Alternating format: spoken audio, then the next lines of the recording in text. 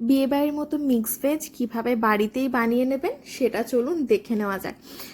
প্রথমে কড়াই খুব ভালো মতো গরম করে নিয়ে আমি দিয়ে দিচ্ছি রিফাইন্ড তেল। আপনারা চাইলে কিন্তু এই রান্নাটা সর্ষের তেলেও করতে পারেন, আবার সর্ষের তেল আর রিফাইন্ড তেল দুটোই সম পরিমাণে ব্যবহার করেও করতে পারেন। তারপর দিয়ে দিলাম সামান্য পরিমাণে লবণ, যাতে পনিরটা ভাজার সময় পনির কড়াইতে লেগে না যায়। দেখুন পনিরটা প্রথমে একটুখানি লালচে করে ভেজে নিচ্ছি। ভাজা হয়ে গেলে পনিরটা একটা পাত্রে তুলে রাখবো। তারপরেও কিছুটা পরিমাণে আমি তেল দিয়ে দিচ্ছি। তারপরে আলুটা ভেজে নিচ্ছি। এরপর দিয়ে দিচ্ছি কিছুটা পরিমাণে ফুলকপি আর গাজর। এখন আমি এই দুটো ভেজে নেব। এর মধ্যে আমি একটা পেস্টও তৈরি করে নেব, আদা, কাঁচা লঙ্কা আর টমেটোর।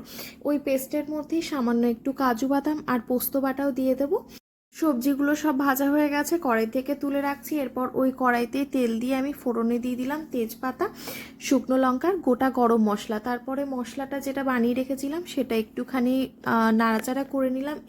ওই মশলাতেই দিয়ে দিলাম সামান্য একটু লবণ আর জিরে গুঁড়ো। এরপর মশলাটা 10 থেকে 15 মিনিট সময়ের জন্য ভালো মতো কষিয়ে নিয়েছিলাম। এরপর দিয়ে দিলাম আগের থেকে ভেজে রাখা সবজিগুলো আর কিছুটা পরিমাণে মটরশুঁটি। সব কিছু ভালো মতো এখন নাড়াচাড়া করে মিশিয়ে নিচ্ছি। এরপরে দিয়ে দিচ্ছি সামান্য একটু গরম জল। আপনারাও অবশ্যই গরম জল ব্যবহার করবেন, তাতে কিন্তু স্বাদ অনেকটা বেড়ে যায়। এরপরে ঢাকা দিয়ে আমি রান্না করে নেব যতক্ষণ না সবজি ভালো মতো সেদ্ধ হয়ে যাচ্ছে। আর অবশ্যই মাঝে মধ্যে ঢাকা সরিয়ে চেক করে নেবেন। এরপরে দিয়ে দিলাম আগের থেকে ভেজে রাখা ক্যাপসিকাম আর পনিরটাও। ভালো মতো নাড়াচাড়া করে আবারও একটুখানি গরম জল দিয়ে দিচ্ছি। এরপর আবারও ঢাকা দিয়ে রান্না করে নেব 10 মিনিটের জন্য একদম লো ফ্লেমে।